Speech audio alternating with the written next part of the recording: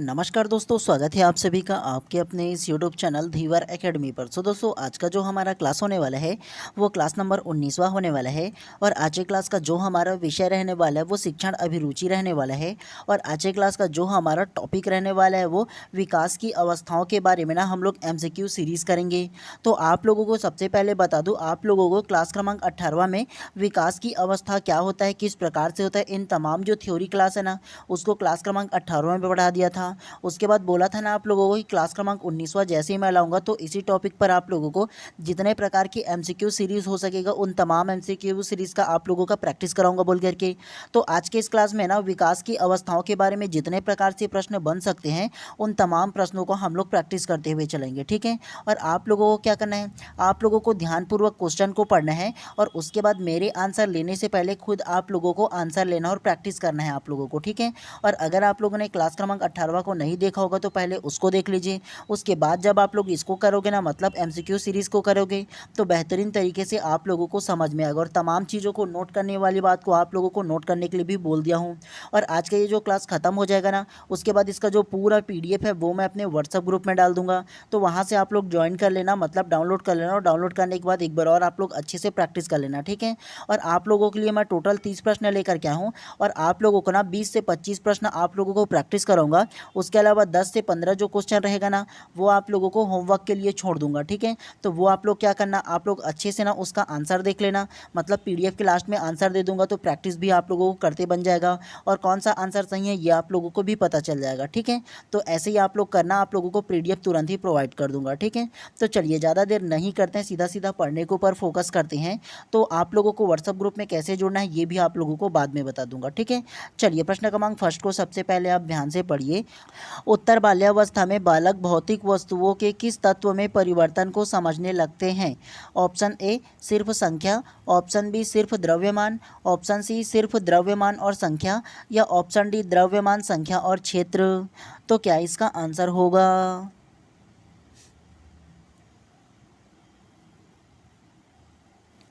तो प्रश्न क्रमांक 1 का जो करेक्ट आंसर होगा वो ऑप्शन नंबर डी इसमें करेक्ट हो जाएगा। द्रव्यमान संख्या और क्षेत्र करेक्ट हो जाएगा। कैसे? उत्तर बाल्यावस्था में बालक भौतिक वस्तुओं के किस तत्व में परिवर्तन को समझने लगता है? तो उत्तर बाल्यावस्था में बोला है। और आप लोगों को बताया था कि जो बाल्यावस्था है उसको 2 भाग में बांटा गया है। सबसे पहला प्रारंभिक बाल्यावस्था हो जाएगा क्या? तो सबसे पहले प्रारंभिक बाल्यावस्था हो जाएगा जिसका जो एज है वो 2 वर्ष से लेकर के 6 वर्ष माना गया है। और दूसरा जो एज है बाल्यावस्था का वो उत्तर बाल्यावस्था है। और उत्तर बाल्यावस्था को कितना एज में बांटा है? तो 6 वर्ष से लेकर के 12 वर्ष तक की बांटा है। तो 6 वर्ष से लेकर के 12 वर्ष तक की जितने भी बालक होंगे वो किन चीज़ों को सीखेगा भौतिक वस्तुओं में? तो वो द्रव्यमान, मतलब कौन सा द्रव्य है, कौन सा मतलब क्या है ये समझेगा द्रव्य में। उसके अलावा संख्या की पहचान करना 6 से 12 वर्ष के जो बालक है उनको आता है। और क्षेत्र के बारे में भी उनको पता रहता है जनरली। तो ये जो द्रव्यमान, संख्या और क्षेत्र के बारे में उत्तर बाल्यावस्था के बालक को क्या रहता है, परिवर्तन के बारे में पता होता है कि द्रव्यमान में कितना परिवर्तन हुआ, संख्या में कितना परिवर्तन हुआ है और क्षेत्र कौन कौन से, ये तमाम चीज़ों के बारे में उत्तर बाल्यावस्था के बालकों में पता होगा। देखो जैसे ही आप लोग प्रारंभिक बाल्यावस्था, उत्तर बाल्यावस्था, शैशवावस्था ये जब नाम सुनोगे तो उसके एज को आप लोगों को याद रखना है जिसे आप लोगों को नोट करने के लिए बोला था। और याद रखोगे तो आप लोगों के माइंड में ये क्लिक आएगा जी हाँ। अगर याद भी नहीं रहेगा मतलब ये है कि अगर आप लोगों को ये सारा चीज़ के बारे में पता नहीं रहेगा तो एज जैसे आप लोगों को पता चलेगा 6 से 12 वर्ष, तो आपके माइंड में ये क्लिक करेगा कि 6 से 12 वर्ष के जो बालक होते हैं वो द्रव्यमान के बारे में पता होगा, संख्याओं के बारे में पता होगा और क्षेत्रों के बारे में पता होगा। जनरली 6 से 12 वर्ष के बालक को पता होता है। तो ऐसे भी आप लोग आंसर ले लेना है, ठीक है। तो इसीलिए आप लोगों को अलग अलग अवस्था की जो एज है उसको याद रखना है, इसीलिए नोट करने के लिए बोला था। तो इसीलिए प्रश्न क्रमांक 1 का जो करेक्ट आंसर होगा ऑप्शन नंबर डी जो है इसमें करेक्ट हो जाएगा, ठीक है। चलिए नेक्स्ट प्रश्न को पढ़ते हुए चलते हैं इसी प्रकार से। चलिए प्रश्न क्रमांक 2 को ध्यान से पढ़िए। नवजात शिशु की संवेदक क्षमताओं पर किए गए शोध बताता है कि ऑप्शन ए नवजात शिशु के लिए जातक संवेदनाओं का एक पेचीदा घालमेल है, ऑप्शन बी नवजात शिशु कई चीज़ें कर सकता है जैसे आवाज़, रंग, गंध को पहचानना, ऑप्शन सी नवजात शिशु की दृष्टि एक वयस्क की दृष्टि जितनी विकसित होती है, या ऑप्शन डी जन्म के समय केवल सुनने की शक्ति ही पूर्णतः विकसित रहती है।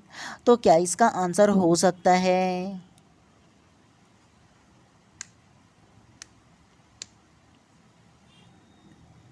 तो प्रश्न क्रमांक दूसरा का जो करेक्ट आंसर होगा ना वो ऑप्शन नंबर बी जो है इसमें करेक्ट हो जाएगा। नवजात शिशु कई चीज़ें कर सकता है, जैसे आवाज़, रंग, गंध को पहचानना। कैसे? तो नवजात शिशु की संवेदिक क्षमताओं पर किए गए शोध बताता है कि, तो नवजात शिशु का मतलब ये होता है कि जन्म से लेकर के 6 माह तक की जो बालक होगा ना वो नवजात शिशु के अंतर्गत आ जाता है। और नवजात शिशु क्या क्या कर सकता है? तो वो आवाज़ को पहचानने लगता है। मान के चलो कोई भी नवजात शिशु रहेगा, उसके सामने आप आवाज़ निकालोगे तो वो सटले अपने सिर को हल्का सा हिला करके देखता है ना कि किस तरफ से आवाज़ आ रहा है। उसके अलावा रंग और गंध को भी क्या करने लगता है? पहचानने लगता है।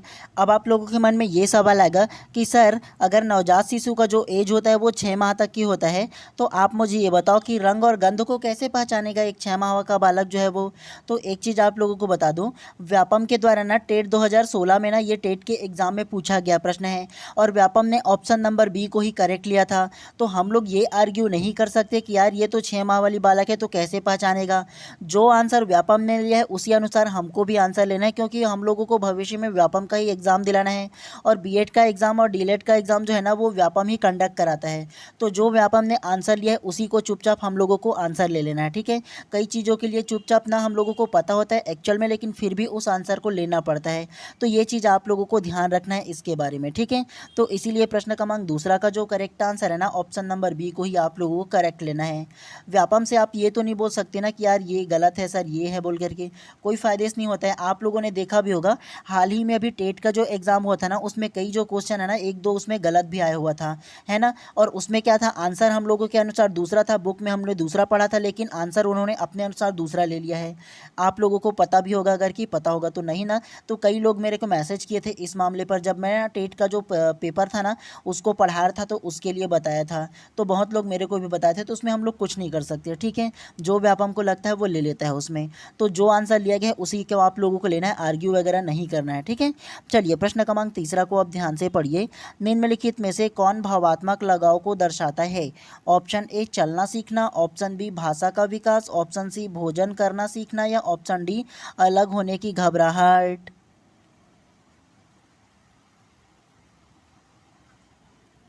तो प्रश्न क्रमांक तीसरा का जो करेक्ट आंसर होगा ना वो ऑप्शन नंबर डी अलग होने की घबराहट करेक्ट हो जाएगा। कैसे? निम्नलिखित में से कौन भावात्मक लगाव को दर्शाता है? भावात्मक लगाव मतलब इमोशनल अटैचमेंट को बोल रहे हैं जी। तो इमोशनल किस में है बताओ ना? अलग होने की घबराहट। घबराहट क्या है? एक प्रकार का इमोशन है ना। तो इसीलिए प्रश्न क्रमांक तीसरा का जो करेक्ट आंसर होगा ऑप्शन नंबर डी जो है इसमें करेक्ट हो जाएगा। चलिए नेक्स्ट प्रश्न को पढ़ते हुए चलते हैं। चलिए प्रश्न क्रमांक 4 को ध्यान से पढ़िए। जीवन का वह काल जब शरीर में प्रजनन परिपक्वता संबंधी परिवर्तन होते हैं कहलाता है? ऑप्शन ए प्रौढ़ावस्था, ऑप्शन बी किशोरावस्था, ऑप्शन सी बाल्यावस्था या ऑप्शन डी शैशवावस्था।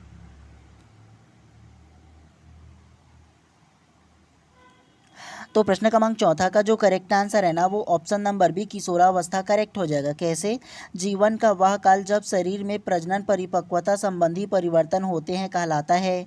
तो प्रजनन संबंधी परिपक्वता जो है ना वो किस एज में परिपक्व होते हैं, मैच्योर होते हैं? तो वो किशोरावस्था में होते हैं। किशोरावस्था का एज क्या है? तो किशोरावस्था का जो एज है वो 12 वर्ष से अधिक है या 12 वर्ष से 18 वर्ष आप लोग ले सकते हो। आप लोगों को बताया था ना सारे एज को अलग अलग। तो आप लोगों को ध्यान रखना है कि किशोरावस्था जो है वो 12 वर्ष से 18 वर्ष के बीच होता है या 12 वर्ष से अधिक होता है। और किशोरावस्था में प्रजनन संबंधी जो परिपक्वता है, जो मेच्योरिटी, जो विकास होता है ना या जो परिवर्तन होता है वो प्रमुख किशोरावस्था में होता है। ये आप लोगों को ध्यान रखना है। उसके अलावा बाल्यावस्था का एज क्या है? तो बाल्यावस्था को दो भाग में बांटा गया है। पूर्व बाल्यावस्था होता है और उत्तर बाल्यावस्था होता है। पूर्व बाल्यावस्था का जो एज है वो 2 वर्ष से लेकर के 6 वर्ष तक होता है। उत्तर बाल्यावस्था का जो एज है वो 6 वर्ष से लेकर के 12 वर्ष तक की है। शैशवावस्था का एज क्या है? तो जन्म से लेकर के 2 वर्ष तक की जो है ना वो शैशवावस्था है। उसके अलावा एक और अवस्था है, वो क्या अवस्था है? तो वो गर्भावस्था है। तो गर्भ धारण करने से जन्म तक की जो एज होता है ना वो गर्भावस्था कहलाता है। तो ये चारों एज को आप लोगों को ध्यान रखना है, ठीक है। चलिए नेक्स्ट प्रश्न को पढ़ते हुए चलते हैं इसी प्रकार से। चलिए प्रश्न क्रमांक 5वां को ध्यान से पढ़िए। जन्म पूर्व विकास का सही क्रम है?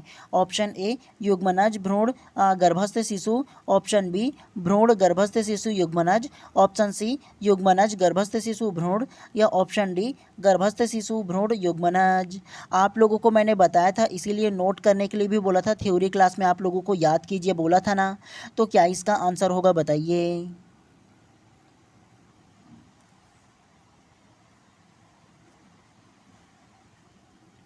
तो प्रश्न क्रमांक 5 का जो करेक्ट आंसर होगा ना वो ऑप्शन नंबर ए जो है इसमें करेक्ट हो जाएगा। युग्मनज भ्रूण गर्भस्थ शिशु करेक्ट हो जाएगा। कैसे? तो जन्म पूर्व विकास का सही क्रम है। तो जन्म पूर्व विकास का जो क्रम था वो सबसे पहले युग्मनज होता है, दूसरा भ्रूण होता है और तीसरा गर्भस्थ शिशु होता है। आप लोगों को बताया था ना इसके बारे में, और नोट करने के लिए भी बोला था क्योंकि इसमें से प्रश्न पूछा जाता है, इस प्रकार के जो प्रश्न होता है वो, तो इसीलिए आप लोगों को याद रखना है। नहीं रखेंगे तो नोट करके रख लेना, ठीक है। तो प्रश्न क्रमांक 5वां का जो करेक्ट आंसर होगा ना ऑप्शन नंबर ए जो है इसमें करेक्ट हो जाएगा, ठीक है। चलिए नेक्स्ट प्रश्न को पढ़ते हुए चलते हैं इसी प्रकार के अंदाज में। चलिए प्रश्न क्रमांक 6 को ध्यान से पढ़िए। किस अवस्था में शारीरिक, मानसिक एवं संवेगात्मक परिवर्तन शीघ्र होते हैं? ऑप्शन ए किशोरावस्था, ऑप्शन बी बाल्यावस्था, ऑप्शन सी वृद्धावस्था या option D प्रौढ़ावस्था।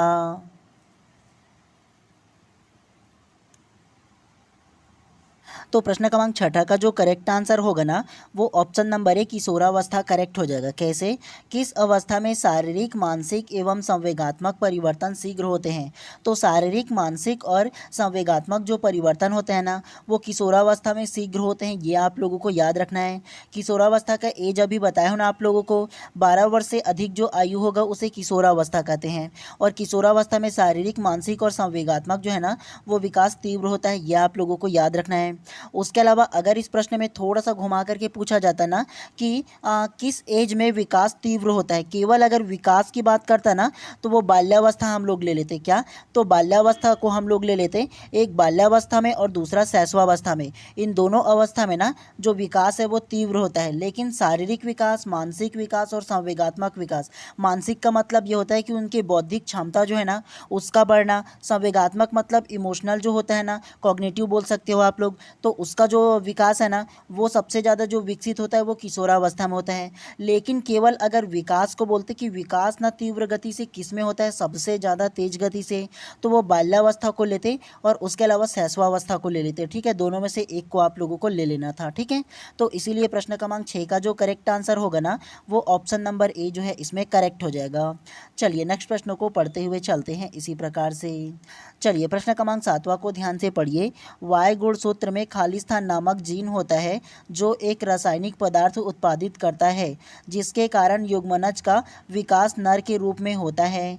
Option A SYR, option B RSY, option C SRY या ऑप्शन डी RYS। तो क्या इसका आंसर होगा?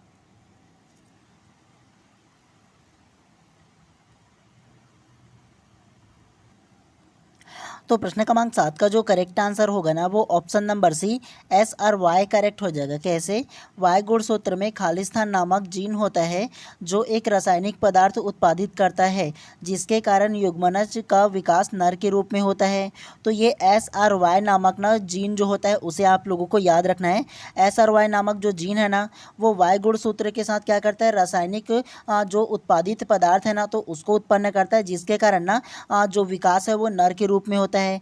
तो ये चीज़ आप लोगों को ध्यान रखना है, ठीक है। तो इसीलिए प्रश्न क्रमांक 7 का जो करेक्ट आंसर होगा ना ऑप्शन नंबर सी जो है इसमें करेक्ट हो जाएगा।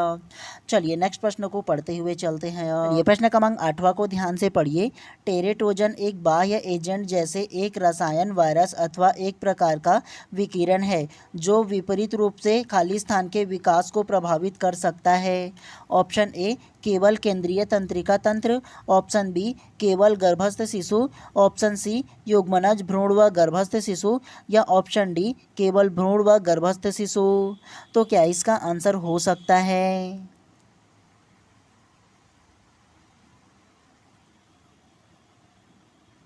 तो प्रश्न क्रमांक 8वां का जो करेक्ट आंसर है ना वो ऑप्शन नंबर सी करेक्ट हो जाएगा।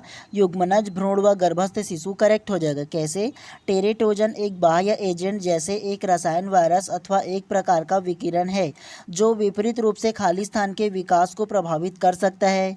तो वे किसके विकास को प्रभावित कर सकता है? तो युग्मनज भ्रूण व गर्भस्थ शिशु के जो विकास है ना तो उसको प्रभावित कर सकता है, ये आप लोगों को याद रखना है, जो टेरेटोजन है वो, ठीक है। तो इसीलिए प्रश्न क्रमांक 8वां का जो करेक्ट आंसर है ना ऑप्शन नंबर सी जो है इसमें करेक्ट हो जाएगा। चलिए प्रश्न क्रमांक 9वां को पढ़िए। निम्नलिखित में से किस अवस्था में शब्द को दोहराने की प्रवृत्ति विशेष रूप से पाई जाती है? ऑप्शन ए शैशवावस्था, ऑप्शन बी बाल्यावस्था, ऑप्शन सी किशोरावस्था या ऑप्शन डी प्रौढ़ावस्था। तो प्रश्न क्रमांक 9 का जो करेक्ट आंसर होगा ना वो ऑप्शन नंबर ए शैशवावस्था करेक्ट हो जाएगा। कैसे? निम्नलिखित में से किस अवस्था में शब्दों को दोहराने की प्रवृत्ति विशेष रूप से पाई जाती है? तो शब्दों को दोहराने की प्रवृत्ति मतलब ना कोई भी जब सुनेगा कोई भी आवाज़ को या कोई भी शब्द को ना तो बालक क्या करता है उसको रिपीट करता है, बार बार दोहराता है। तो वो किस अवस्था में करता है? शैशवावस्था में। शैशवावस्था की आयु क्या है? तो शैशवावस्था की जो आयु है वो जन्म से लेकर के 2 वर्ष तक की जो आयु है ना उसे शैशवावस्था कहा जाता है। और इस अवस्था ने अक्सर आप लोगों ने देखा होगा कि कोई भी उसके माता पिता, उसके भाई बहन या कोई भी उनसे बड़े जो रहते हैं ना बालक से, तो वो कोई भी शब्द बोलता है तो उस शब्द को सुनता है और सुन करके बार बार क्या करता है?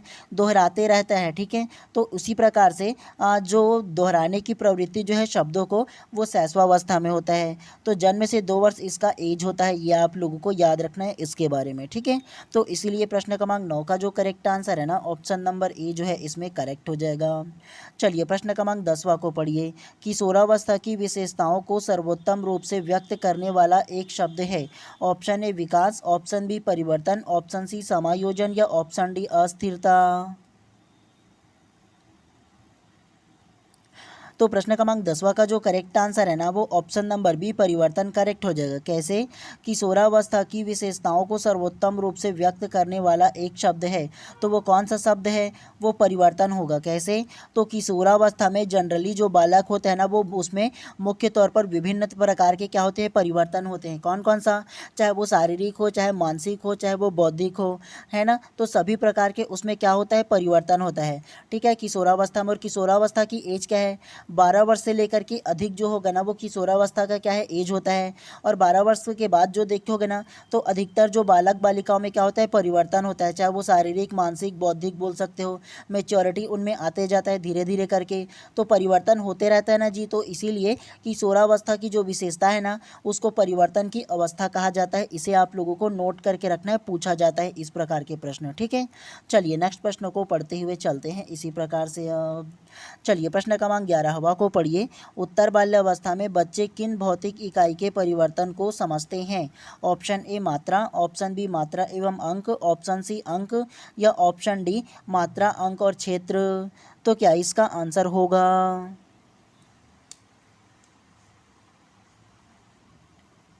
तो प्रश्न क्रमांक 11 का जो करेक्ट आंसर होगा ना वो ऑप्शन नंबर डी मात्रा, अंक, क्षेत्र करेक्ट हो जाएगा। कैसे? उत्तर बाल्यावस्था में बच्चे किन भौतिक इकाई में परिवर्तन को समझने लगता है? तो उत्तर बाल्य में क्या क्या समझेगा जी? मात्रा, अंक और क्षेत्र को समझने लगता है। उत्तर बाल्यावस्था का एज क्या है? तो उत्तर बाल्य का जो एज है ना वो 6 वर्ष से लेकर की 12 वर्ष की उम्र में क्या होता है? उत्तर बाल्यावस्था कहलाता है। और बाल्यावस्था को 2 प्रकार से बांटा गया है, बताया हूँ ना आप लोगों को। सबसे पहला प्रारंभिक बाल्यावस्था हो जाएगा, इसका जो एज है वो 2 वर्ष से लेकर के 6 वर्ष हो जाएगा। और उसके अलावा उत्तर बाल्यावस्था हो जाएगा 6 वर्ष से 12 लेकर के, है ना। तो उत्तर बाल्यावस्था में क्या क्या सीखता है जो बालक? मात्रा को सीखता है कि कितना मात्रा में क्या है, अंक को सीखता है, अंकों की संख्या को पहचानना सीख जा रहता है। उसके अलावा क्षेत्र को भी क्या करता है? पहचानना सीख जा रहता है। तो उत्तर बाल्यावस्था की भौतिक इकाई में क्या क्या परिवर्तन होता है? मात्रा, अंक और क्षेत्र में होता है। ठीक है, तो ये आप लोगों को ध्यान रखना है। चलिए नेक्स्ट प्रश्न को पढ़ते हुए चलते हैं इसी प्रकार से। चलिए प्रश्न क्रमांक 12वां को पढ़िए। निम्नलिखित में से कौन सा बाल्यावस्था की प्रमुख विशेषता नहीं है? ऑप्शन ए शारीरिक व मानसिक स्थिरता, ऑप्शन बी वास्तविक जगत से संबंध, ऑप्शन सी दूसरों पर निर्भरता या ऑप्शन डी रचनात्मक कार्यों में आनंद।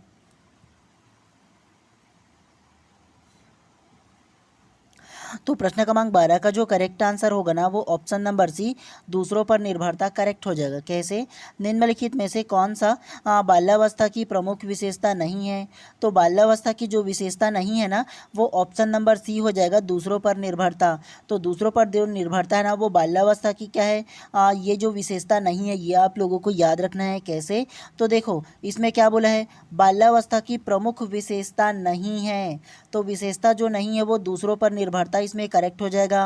बाल्यावस्था की एज क्या होगा, तो 2 वर्ष से लेकर के 12 वर्ष तक की जो होगा ना वो बाल्यावस्था का एज हो जाएगा। और इस एज में क्या रहता है, दूसरों पर निर्भरता रहता है क्या, उतना ज़्यादा नहीं रहता है। ठीक है, तो ये आप लोगों को ध्यान रखना है। बाल्यावस्था की जो विशेषता नहीं है बोला है, तो ऑप्शन नंबर सी जो है इसमें करेक्ट हो जाएगा। ठीक है, उसके अलावा शारीरिक व मानसिक स्थिरता आ जाता है, वास्तविक जगत से संबंध क्या है स्थापित करने लगता है, रचनात्मक कार्यों में क्या करता है आनंद लेने लगता है। ठीक है, लेकिन दूसरों पर निर्भरता उतना ज़्यादा उसका नहीं रहता है। ठीक है, तो इसीलिए प्रश्न क्रमांक 12 का जो करेक्ट आंसर है ऑप्शन नंबर सी जो है वो करेक्ट हो जाएगा इसमें। चलिए नेक्स्ट प्रश्नों को पढ़ते हुए चलते हैं इसी प्रकार से। चलिए प्रश्न क्रमांक 13 को ध्यान से पढ़िए। यह धारणा है कि किशोर तूफान व तनाव की अवधि का अनुभव करते हैं। ऑप्शन ए सभी किशोरों के लिए सत्य है, ऑप्शन बी कुछ किशोरों के लिए सत्य है, ऑप्शन सी असत्य अधिकांश शोध के अनुसार, या ऑप्शन डी असत्य क्योंकि अधिकांश किशोर अप्रासंगिक संवेग थोड़ी मात्रा में प्रदर्शित करते हैं। तो क्या इसका आंसर हो सकता है?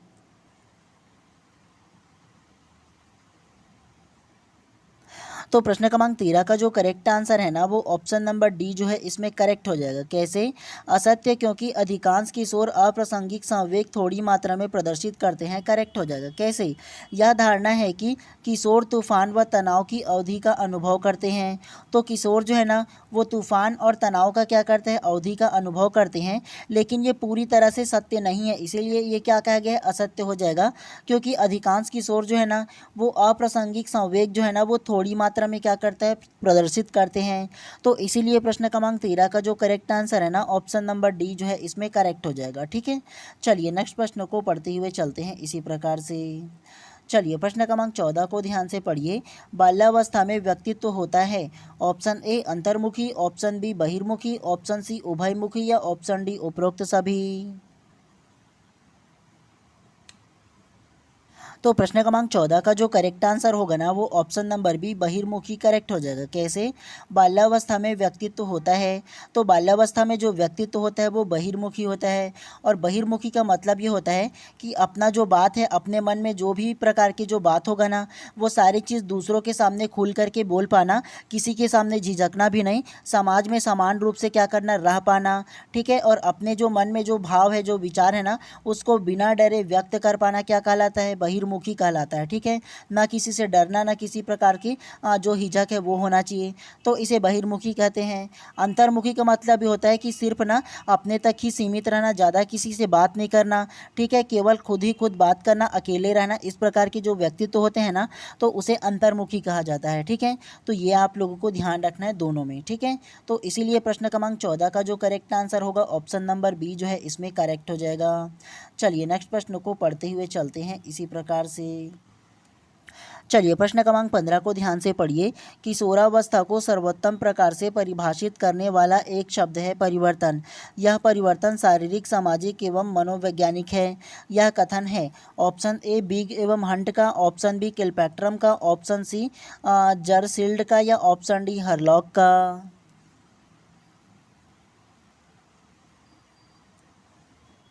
तो प्रश्न क्रमांक 15 का जो करेक्ट आंसर होगा ना वो ऑप्शन नंबर है बिग एवं हंट करेक्ट हो जाएगा। कैसे?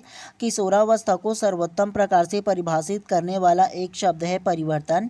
यह परिवर्तन शारीरिक, सामाजिक एवं मनोवैज्ञानिक है। यह कथन है, तो ये जो कथन है ना वो बिग एवं हंट नामक मनोवैज्ञानिक ने दिया था, तो चाहो तो इसे नोट करके रख सकते हो आप लोग। ठीक है, तो इसीलिए प्रश्न क्रमांक 15 का जो करेक्ट आंसर होगा ऑप्शन नंबर ए जो है इसमें करेक्ट हो जाएगा। चलिए प्रश्न क्रमांक 16 को पढ़िए। बाल विकास की किस अवस्था को भाषा सीखने की सर्वोत्तम अवस्था कहा जाता है?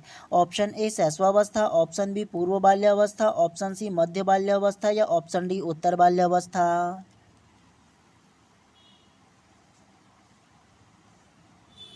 तो प्रश्न क्रमांक 16 का जो करेक्ट आंसर होगा ना वो ऑप्शन नंबर बी पूर्व बाल्यावस्था करेक्ट हो जाएगा। कैसे? बाल विकास की किस अवस्था को भाषा सीखने की सर्वोत्तम अवस्था कहा जाता है? तो भाषा सीखने की जो सर्वोत्तम अवस्था है वो पूर्व बाल्यावस्था, इसमें करेक्ट हो जाएगा।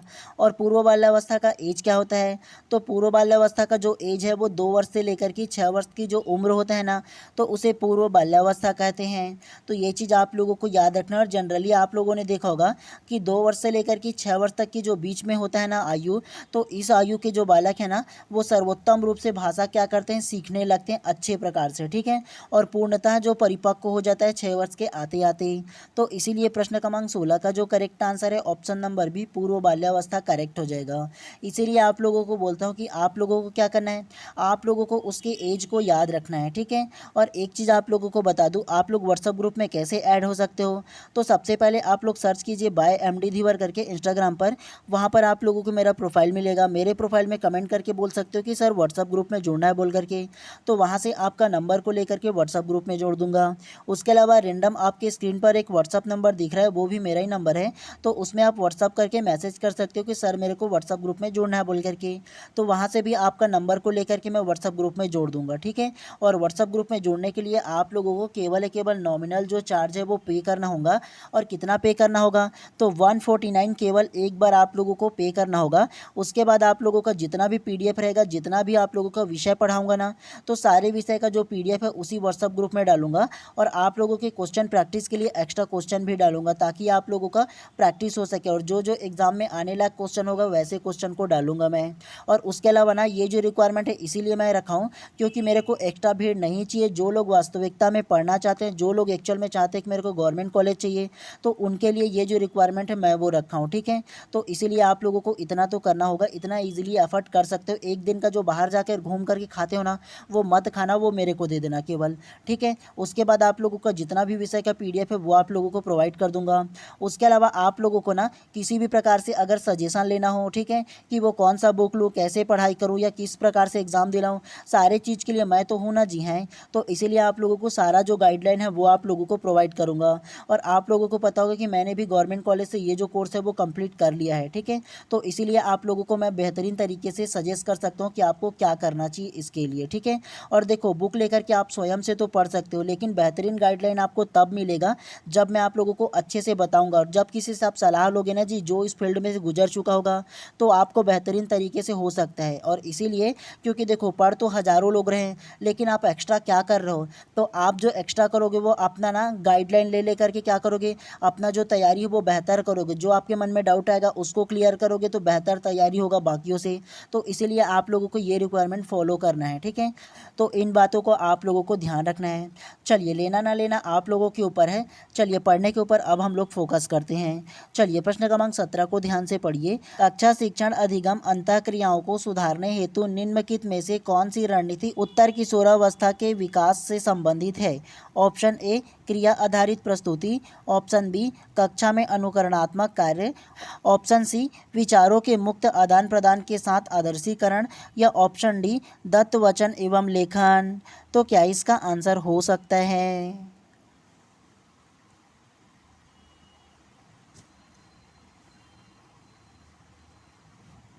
तो प्रश्न क्रमांक 17 का जो करेक्ट आंसर है ना वो ऑप्शन नंबर सी जो है इसमें करेक्ट हो जाएगा। विचारों के मुक्त आदान प्रदान के साथ आदर्शीकरण करेक्ट हो जाएगा। कैसे, कक्षा शिक्षण अंतःक्रियाओं को सुधारने हेतु निम्नलिखित में से कौन सी रणनीति उत्तर किशोरावस्था के विकास से संबंधित है। तो ये जो आंसर होगा ना वो विचारों के मुक्त आदान प्रदान के साथ आदर्शीकरण इसमें करेक्ट हो जाएगा, ठीक है। तो इसीलिए प्रश्न क्रमांक 17 का जो करेक्ट आंसर है ना ऑप्शन नंबर सी जो है इसमें करेक्ट हो जाएगा। देखो, आप लोगों को रटना नहीं है, आप लोगों को समझते हुए चलना है, ठीक है। तो इसीलिए ज़्यादा बेहतर होगा, समझोगे तो। रटोगे ना तो कोई फायदा नहीं होगा, क्योंकि सेम टू सेम प्रश्न नहीं पूछा जाता। आप लोगों को हमेशा जो प्रश्न है वो घुमा करके पूछा जाएगा। तो इसीलिए ज़्यादा जरूरी कि आप लोगों को रटना नहीं है, समझने पर ज़्यादा फोकस करना है, ठीक है। चलिए, प्रश्न क्रमांक 18 को अब ध्यान से पढ़िए। विद्रोह की भावना की प्रवृत्ति निम्नलिखित में से किस अवस्था से संबंधित है। ऑप्शन ए बाल्यावस्था, ऑप्शन बी शैशवावस्था, ऑप्शन सी पूर्व किशोरावस्था, या ऑप्शन डी उत्तर किशोरावस्था।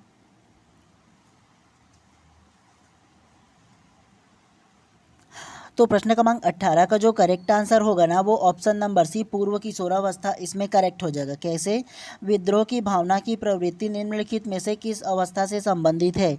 तो विद्रोह की जो भावना होगा ना वो पूर्व किशोरावस्था इसमें करेक्ट हो जाएगा।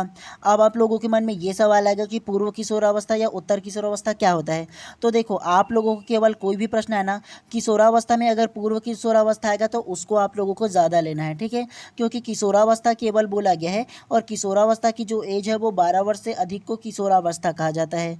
तो इसीलिए किशोरावस्था में आप लोगों को बताया था ना कि अधिकतर विद्रोह की भावना किस में रहता है, किशोरावस्था में रहता है। आप लोगों ने देखा होगा, चाहे वो अपने करियर को लेकर के हो, चाहे वो मित्रों की बात को लेकर के हो, अलग अलग चीज़ों को लेकर के क्या होता है, विद्रोह की भावना उत्पन्न होता है। तो इसीलिए प्रश्न क्रमांक 18 का जो करेक्ट आंसर है ऑप्शन नंबर सी जो है वो करेक्ट हो जाएगा। चलिए प्रश्न क्रमांक 19 को ध्यान से पढ़िए। विकास की किस अवधि को अत्यंत दबाव और तनाव का काल कहा जाता है? ऑप्शन ए किशोरावस्था, ऑप्शन बी बाल्यावस्था, ऑप्शन सी वयस्कावस्था या ऑप्शन डी शैशवावस्था।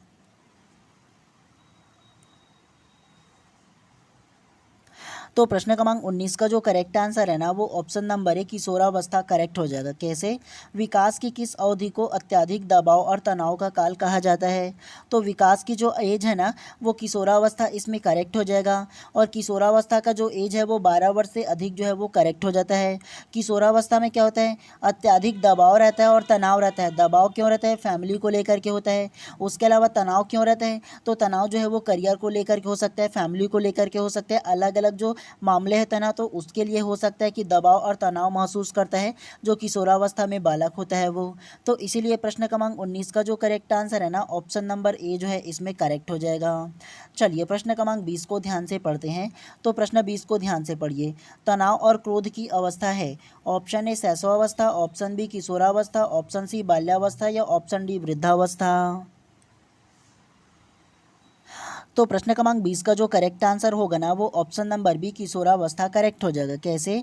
तनाव और क्रोध की अवस्था है। तो तनाव और क्रोध किस में आता है? किशोरों में सबसे ज़्यादा आता है, 12 वर्ष से अधिक जो जो उम्र होता है उसमें, क्योंकि वो अत्यधिक तनाव में होता है और क्रोध में रहता है। तनाव में करियर को लेकर के होता है और क्रोध जो जानते हो ना अलग अलग मैटरों को लेकर के हो जाता है उनमें। तो किशोरावस्था में ना तनाव और क्रोध की अवस्था कहा जाता है। तो इसे आप लोगों को नोट करके रखना है, ठीक है, इंपॉर्टेंट है आप लोगों के लिए ये जो प्रश्न है वो। चलिए नेक्स्ट प्रश्न को पढ़ते हैं इसी प्रकार से। चलिए प्रश्न क्रमांक 21 को पढ़िए। शर्म तथा गर्व जैसी भावना का विकास किस अवस्था में होता है? ऑप्शन ए शैशवावस्था, ऑप्शन बी बाल्यावस्था, ऑप्शन सी किशोरावस्था या ऑप्शन डी वृद्धावस्था। तो प्रश्न क्रमांक 21 का जो करेक्ट आंसर है ना वो ऑप्शन नंबर बी बाल्यावस्था करेक्ट हो जाएगा। कैसे? शर्म तथा गर्व जैसी भावना का विकास किस अवस्था में होता है? तो शर्म और गर्व की जो अवस्था है ना वो बाल्यावस्था में होता है। कैसे? तो आप लोगों ने जनरली देखा होगा कि कोई भी कार्य को करने में ना कई जो बालक है वो हिचकिचाते हैं क्योंकि उनको शर्म आता है उस कार्य को करने में। और कई ऐसे कार्य होगा ना अगर बालक किया होगा तो वो क्या करता है, जा करके अपने मम्मी को, अपने पापा को, अपने टीचरों को बताता है कि मैंने ये काम किया देखो बोल करके, क्योंकि वो गर्व महसूस करता है उस कार्य को लेकर के। तो शर्म और गर्व जैसी जो भावना है ना वो बाल्यावस्था में आता है। और बाल्यावस्था का एज क्या होता है जी? 2 वर्ष से लेकर के 12 वर्ष तक की जो एज है ना वो बाल्यावस्था कहलाता है। तो ये आप लोगों को याद रखना है, शर्म और गर्व की जो भावना है वो बाल्यावस्था में अधिकतर आता है, ठीक है। तो इसे आप लोगों को नोट करके रखना है, पूछा जाता है ऐसे प्रश्न, ठीक है। चलिए नेक्स्ट को पढ़ते हुए चलते हैं इसी प्रकार से। अब चलिए प्रश्न क्रमांक 22 को ध्यान से पढ़िए। बाल्यावस्था होती है ऑप्शन ए 5 वर्ष तक, ऑप्शन बी 12 वर्ष तक, ऑप्शन सी 21 वर्ष तक या ऑप्शन डी कोई भी नहीं। तो प्रश्न क्रमांक 22 का जो करेक्ट आंसर है ना वो ऑप्शन नंबर बी 12 वर्ष तक करेक्ट हो जाएगा। कैसे? बाल्यावस्था होती है तो बाल्यावस्था जो होता है वो 12 वर्ष तक की ही ना होता है। जी हाँ, आप लोगों को बताया ना कि बाल्यावस्था जो है वो 2 वर्ष से लेकर के 12 वर्ष तक होता है। तो लास्ट में देखो तक लिखा है ना, तो 2 वर्ष से लेकर के 12 वर्ष तक, तो यहाँ 12 वर्ष तक बोला है तो ऑप्शन नंबर बी जो है वो करेक्ट हो जाएगा ना जी। और बाल्यावस्था को 2 भाग में बांटा है, बताया हो ना कि 2 वर्ष से लेकर के 6 वर्ष तक की पूर्व बाल्यावस्था हो जाएगा, 6 से लेकर के 12 वर्ष तक की उत्तर बाल्यावस्था हो जाएगा। और केवल बाल्यावस्था पूछा जाए तो 2 वर्ष से लेकर के 12 वर्ष तक की बाल्यावस्था का एज होता है। ये भी आप लोगों को याद रखना है, ठीक है। चलिए नेक्स्ट प्रश्न को पढ़ते हैं इसी प्रकार से। चलिए प्रश्न क्रमांक 23 को ध्यान से पढ़िए। दूसरे वर्ष के अंत तक शिशु का शब्द भंडार हो जाता है। ऑप्शन ए 100 शब्द, ऑप्शन बी 60 शब्द, ऑप्शन सी 50 शब्द या ऑप्शन डी 10 शब्द। तो प्रश्न क्रमांक 23 का जो करेक्ट आंसर है ना वो ऑप्शन नंबर ए 100 शब्द करेक्ट हो जाएगा। कैसे? दूसरे वर्ष के अंत तक शिशु का शब्द भंडार हो जाता है। दूसरे वर्ष के अंत तक मतलब जो 2 वर्ष का एक बालक होगा ना, तो उस बालक का जो शब्द भंडार है, बोलने की जो क्षमता है वो कितना होता है? तो जो शब्द भंडार है ना, तो वो 200 शब्द क्या करता है, उनपे ना शब्द भंडार हो जाता है, मतलब 200 शब्द वो क्या करता है, बोल लेता है। तो इसीलिए प्रश्न क्रमांक 23 का जो करेक्ट आंसर होगा ना ऑप्शन नंबर ए जो है वो करेक्ट हो जाएगा। और 2 वर्ष की एज तक वो कौन सा अवस्था का बालक होगा? तो वो शैशवावस्था का बालक होगा। क्या? तो जन्म से 2 वर्ष तक की जो बालक होगा वो शैशवावस्था कहलाता है ना जी। तो शैशवावस्था जो होता है वो 100 शब्द जो बालक है वो बोल सकता है, ठीक है, उसका शब्द भंडार रहता है। तो ये आप लोगों को याद रखना है, चाहो तो नोट कर लेना, ठीक है। तो चलिए आप लोगों का ना ये जो बाकी अब क्वेश्चन है ना, मतलब 24 से लेकर के 30 तक की ये जो क्वेश्चन है ना, वो आप लोगों को होमवर्क के लिए मैं अपने व्हाट्सअप ग्रुप में डाल दूंगा। तो वहाँ से आप लोग एक बार पढ़ लीजिएगा, अच्छे से एक बार प्रैक्टिस कर लीजिएगा, ठीक है। क्यों? क्योंकि आप लोगों को बोला था ना मैं, प्रत्येक आप लोगों के क्लास में ना कुछ प्रश्न ऐसे इंपॉर्टेंट होंगे जो आप लोगों को होमवर्क के तौर पे दूंगा। और जो पीडीएफ आप लोगों को प्रोवाइड करूंगा ना, तो पीडीएफ के लास्ट में ना इसका आंसर भी दे दूंगा। पूरा जितना भी क्वेश्चन बताए हूँ आप लोगों को, सारे क्वेश्चन का आंसर दे दूंगा। तो वहाँ से आप लोग प्रैक्टिस कर लेना और जान लेना कि कौन सा आंसर इसमें करेक्ट हो जाएगा, ठीक है। तो चलिए आज की इस क्लास को यहीं पर समाप्त कर देते हैं। और अगर आप लोग चैनल पर नए होंगे तो चैनल को भी सब्सक्राइब कर लेना और बेल आइकन को दबा देना, ताकि इसी प्रकार से जब भी मैं क्लास लाऊँ ना तो प्रॉपर टाइम पे उसका भी नोटिफिकेशन आप लोगों को मिल पाए। चलिए आप सभी लोगों का दिन शुभ एवं मंगलमय हो। अच्छे से पढ़िएगा आप लोग, ठीक है।